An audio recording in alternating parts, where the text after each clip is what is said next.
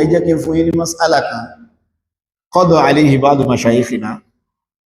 wọ́n ní téèyàn bá ń bọ̀ láti ìrìn àjò kí èèyàn má wọlé lọ báyàwó ẹ̀ téèyàn bá ń bọ̀ láti ìrìn àjò pé yóò dúró síbi kan kò bá jẹ́ pé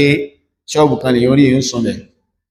hadith jọ pé láwù rẹ̀ jọba ń lóòótọ́ ṣùgbọ́n téèyàn bá ti kórè wáyà rẹ̀ jọ yóò rí káàkiri sí tádì sí sọ kò tiẹ̀ jọ bẹ́ẹ̀ ìtí láwù hadith sọ ni pé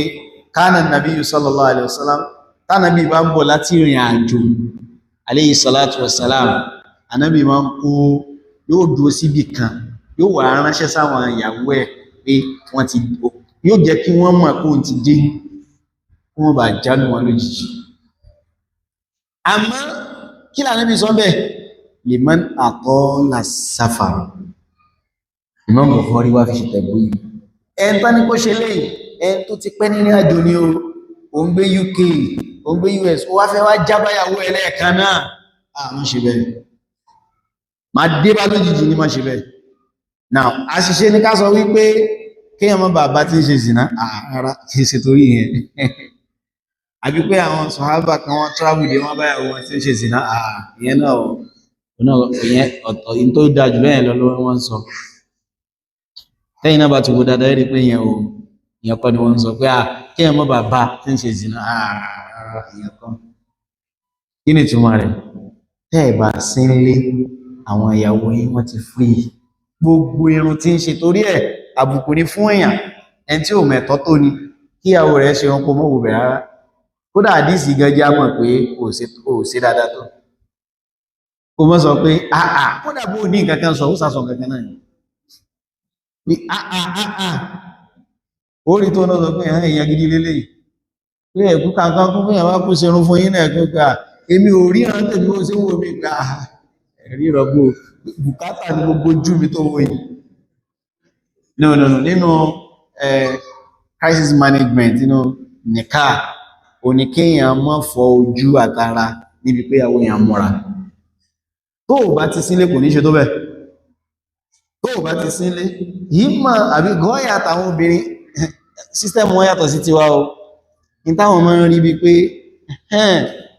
kódà àwọn kéékèèké mi tí ó kàn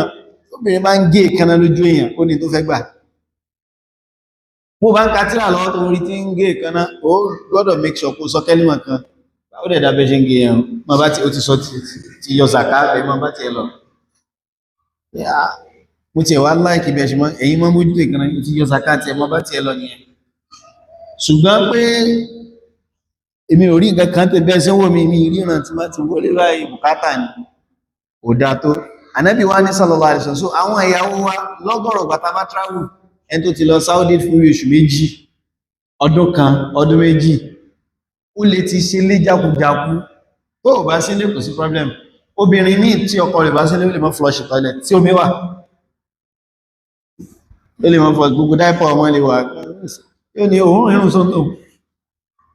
but ibi tó wá dá sí tọkọ rẹ̀ bá fi lè wà lé ìmójútó àwọn nǹkan kan sì wà tá a bá rí àwọn ìyàwó wa níbẹ̀ tá a bá ti mọ̀ bẹ́ẹ̀ sínú ọpọlọ wa kìí kú kódà tá a bá múra tán ìyàwó téèyàn rí tó sùn tó wá ṣe àwọn àṣesí kan ìgbà tó wá jí tó wá kíní ẹ̀ lè máa wá sọ́pọlọ èèyàn tó ná Ọlọ́run tó dá wa yàtọ̀ síra wa so iná fi ní pé kéèyàn má bẹ́ẹ̀ lù wọ́n jú à jẹ́ kó múra dì ọ́ kó tó dé so bóòlá ṣe wá mọ́ ọ̀rọ̀ yìí Al-Imam Al-Bukhari ló kó àwọn ìwáyà ẹjọ́ wá fi ṣe tabwib liman atala safar fẹ́n tó bá ti pẹ́rin àjò ní Ọlọ́run bá kí àwọn afáwà so in this case man ta'allama al-haditha qawiyat hujjatuhu yóò lẹ́rìí tó pọ̀